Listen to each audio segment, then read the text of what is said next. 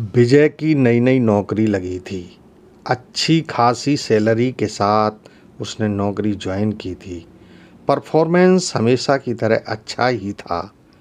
एक दिन जब शाम को विजय चैम्बर में बैठकर काम ही कर रहा था, जब उसका मोबाइल बजा। फ़ोन उठाते ही विजय को एक आवाज़ ने खुशी खुशी बताया, सर, बहुत बहुत बधाई हो।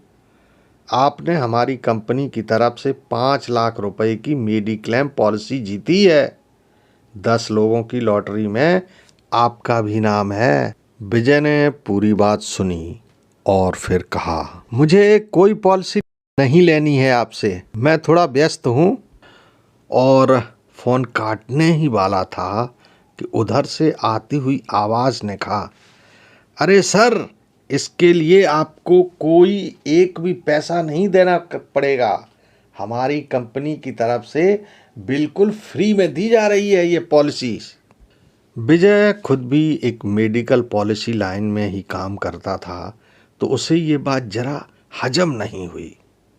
उसने गुस्से से कहा, मैं भी इसी लाइन में हूँ। आप कह रहे हैं कि मैंने पूरे 5 लाख की पॉलिसी फ्री में जीती है, वो भी बिना कोई अप्लाई किए। मैं क्या आपको बेवकूफ़ लगता हूँ? तभी उस आवाज़ ने जरा भारी आवाज़ में कहा, मतलब आप कहना चाहते हैं कि आपको ये पॉलिसी नहीं चाहिए, यानी अपनी ही भलाई नहीं चाहिए? विजय बोला गुस्से में, अरे भाई, नहीं चाहिए मुझे अपनी भलाई। अब फ़ोन रख और मुझे काम करने दे। उस आदमी ने एक हंसी हंसते हुए बिना कुछ कहे फ़ोन काट दिया। अब विजय अपने मन में सोच रहा था कि मैं पूरे 10 सालों से हूँ इस क्षेत्र में, कोई मुझे बेवकूफ़ बनाने आया था, और अपने काम में जुट गया। तभी उसके फ़ोन पर एक एसएमएस आया। उसने फ़ोन उठाकर चेक किया तो उसी 5 लाख की पॉलिसी का जिक्र करते हुए लिखा था। अब विजय गुस्से में लाल हो गया। मैसेज पढ़ने के बाद उसे तुरंत डिलीट कर दिया और अपने काम में लग गया। अभी काम करते हुए उसे कुछ समय ही गुजरा था, तभी उसके ईमेल पर अलर्ट आया। खोलकर देखा तो उसमें लिखा था, प्रिय ग्राहक, मुबारक हो, 5 लाख का मेडिकल इंश्योरेंस फ्री में जीता है आपने। अब उसने ईमेल भी डिलीट किया और गुस्से में कुछ बुदबुदाते हुए अपने काम में व्यस्त हो गया। तभी उसके ऑफिस के डोर पर नॉक हुई। उसने देखा सामने एक लिफाफा हाथ में लिए सिक्योरिटी वाला खड़ा था। उसने हाथ के इशारे से उसे अंदर आने का इशारा करते हुए बुलाया। सिक्योरिटी ने अंदर आकर विजय को वो लिफाफा थमाया और बाहर जाने लगा।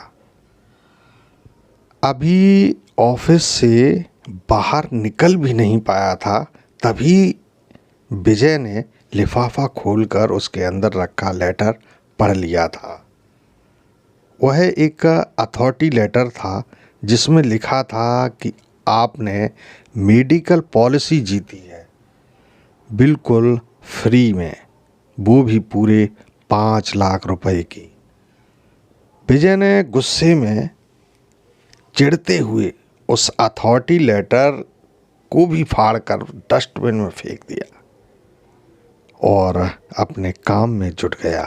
नहीं, काम करते करते उसे न्यूज़ पेपर की याद आई।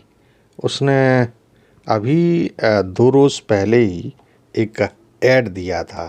विजय ने पेपर उठाया और कोई न्यूज़ ढूंढने को पन्ना पलट ही रहा था, तभी उसमें से एक पैम्पलेट नीचे गिरा। उसने पैम्पलेट उठाकर देखा जिस पर साफ साफ लिखा हुआ था, प्रिय ग्राहक, मुबारक हो, 5 लाख रुपए का मेडिकल इंश्योरेंस फ्री में जीता है आपने। विजय के गुस्से का ठिकाना ही नहीं था। अभी तक मेडिकल पॉलिसी से संबंधित जो भी हुआ था वो सारा गुस्सा उस पैम्पलेट पर निकाला, उसके छोटे छोटे टुकड़े करके डस्टबिन में भी नहीं, खिड़की से बाहर फेंक दिया और उठकर सीधा बाहर निकल गया घर जाने के लिए। अब विजय ने एक ऑटो पकड़ा और घर के लिए निकल गया, पर ऑटो वाला बहुत तेज ऑटो चला रहा था। कभी यहाँ टकराने से बचे तो कभी वहाँ मोड़ पर पलटने से। विजय वैसे ही चिढ़ा हुआ था, वो ऑटो वाले पर बिफर पड़ा। अबे ओ, तूने पी रखी है क्या? ढंग से चलाना।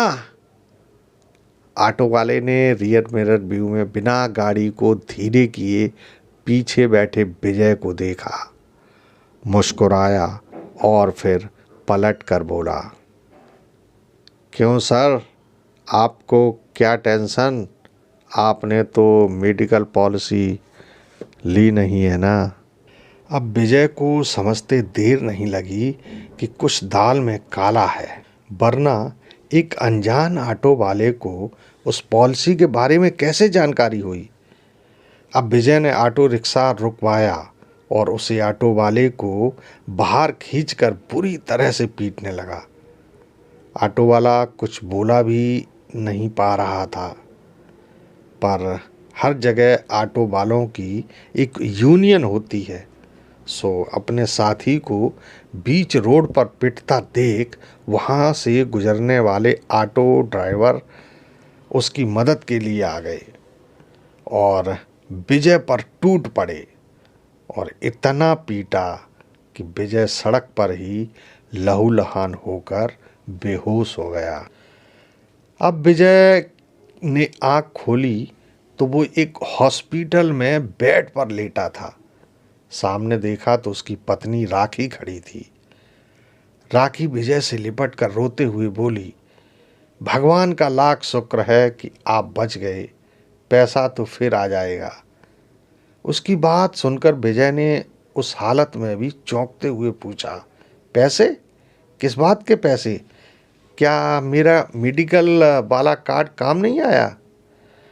तो राखी ने बताया कि जिस वक्त तुम बेहोश सड़क पर पड़े थे तो आसपास के लोग तुम्हें उठाकर सबसे नज़दीक हॉस्पिटल में ले आए। इस अस्पताल में आपका मेडिकल क्लेम कार्ड नहीं चलता है। खून का घूंट पीकर रह गया विजय। फालतू में इतना खर्चा सुनकर थोड़ा खिसिया जरूर गया, लेकिन शुक्र भी था कि जान बच गई, वरना जैसी मार उसे पड़ी थी, वक्त पे हॉस्पिटल नहीं पहुंचता तो जान बचनी मुश्किल थी। खैर, विजय कुछ ही दिनों में हॉस्पिटल से डिस्चार्ज हो गया। तबीयत उसकी काफ़ी बेहतर हो चुकी थी, लेकिन अभी भी काफ़ी दिक्कत थी चलने फिरने में। घर आकर ज़्यादातर वक्त लेटे लेटे ही बीत रहा था विजय का। राखी ही सब कुछ अच्छे से संभाल रही थी। घर पर एक दिन दोपहर का खाना खाकर विजय लेटा था, तभी बाहर की डोरबेल बजी। दरवाज़ा राखी ने खोला तो बस बाहर से आती आवाज़ों से साफ समझ में आ रहा था कि किसी ने कुछ भेजा है। विजय उठकर बैठा तो राखी तब तक कमरे में एक बड़ा सा गुलदस्ता रखते हुए मुस्कुराई और विजय को देखते हुए वापस किचन में काम करने चली गई। विजय की नज़र उस कार्ड पर गई तो गुलदस्ते पर चिपका हुआ था। विजय ने उस कार्ड को निकाल कर गौर से देखा तो उस पर लिखा था, मैं तुम्हारे साथ हूँ, तुम्हारी मौत आने तक। विजय को कार्ड पढ़ते ही कुछ शक हुआ। वह तुरंत लंगड़ाते लंगड़ाते दौड़कर दरवाजे तक गया और घर का दरवाज़ा खोलते ही उसने जो सामने देखा, उसे देखते ही विजय के रोंगटे खड़े हो गए। अपने घर के गेट के सामने कुछ ही दूरी पर वो ऑटो वाला खड़ा हुआ था और विजय को देखकर मुस्कुरा रहा था। और जैसे ही उसे विजय का चेहरा देखकर तसल्ली हो गई कि विजय के दिल में अब खौफ बैठ गया है, तो विजय को मुस्कुराकर देखते देखते ही उसने ऑटो स्टार्ट की और उसे देखते ही देखते बड़े आराम से वहाँ से चला गया। अब विजय वहाँ से तुरंत घर के अंदर भागा और घर में लगे सीसीटीवी फुटेज निकाल कर देखने लगा। अब उसे जैसे ही ऑटो दिखाई पड़ा, उसने जूम करते हुए उसकी नंबर प्लेट चेक की और नंबर मिलते ही अपने एक आरटीओ ऑफिस में काम कर रहे जान पहचान वाले दोस्त को पता करने को कहा। कुछ ही देर के बाद उसके दोस्त का फ़ोन आया। उसने बताया कि यार, किसी सोनू सोनकर के नाम पर रजिस्टर्ड है ये ऑटो। एड्रेस तुझे एसएमएस कर रहा हूँ, चेक कर लेना। विजय ने तुरंत फ़ोन में एड्रेस देखा और निकल पड़ा सोनू सोनकर ऑटो वाले को ढूंढने। ज़्यादा मुश्किल नहीं हुई उसे सोनू सोनकर का घर ढूंढने में, पर वहाँ पता चला कि इस एड्रेस पर कोई सोनू सोनकर नाम का व्यक्ति रहता ही नहीं है। जब उसने और इधर उधर पता किया तो फिर पूरी कहानी खुलकर सामने आई। सोनू ने पाई पाई जोड़कर एक ऑटो खरीदा, कहीं कोई दिक्कत ना आए आगे, इसलिए एक मेडिक्लेम पॉलिसी भी ले ली और सारी अपनी जमा पूंजी एक यह सोचकर लगा दी ताकि उसकी ज़िंदगी बेहतर हो सके। लेकिन एक एक्सीडेंट में उसकी हालत बहुत ख़राब हो गई थी। उसकी बीवी इंश्योरेंस ऑफिस के चक्कर लगाते लगाते थक गई, कोई फ़ायदा नहीं हुआ।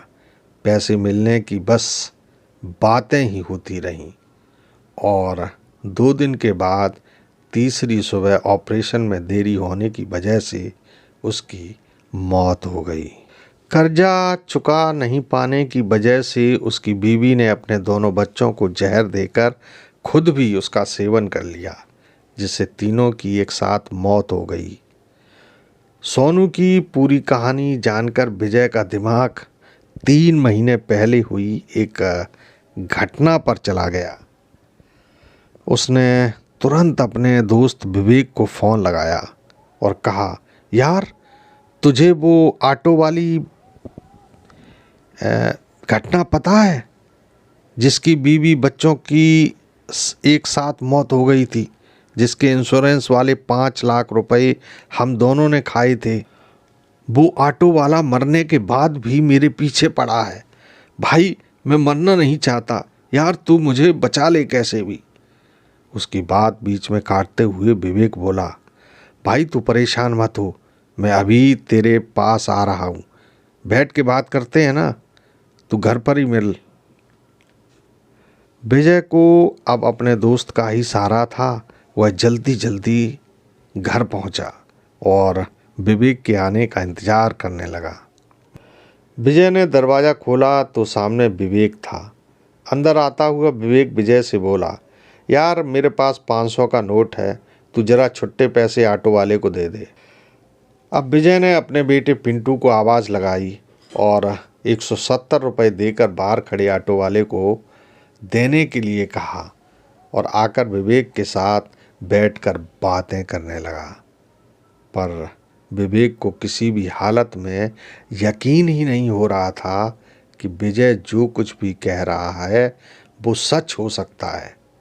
बातों बातों में अचानक विजय को एहसास हुआ कि उसका बेटा पिंटू अभी तक ऑटो वाले को पैसे देकर वापस नहीं लौटा।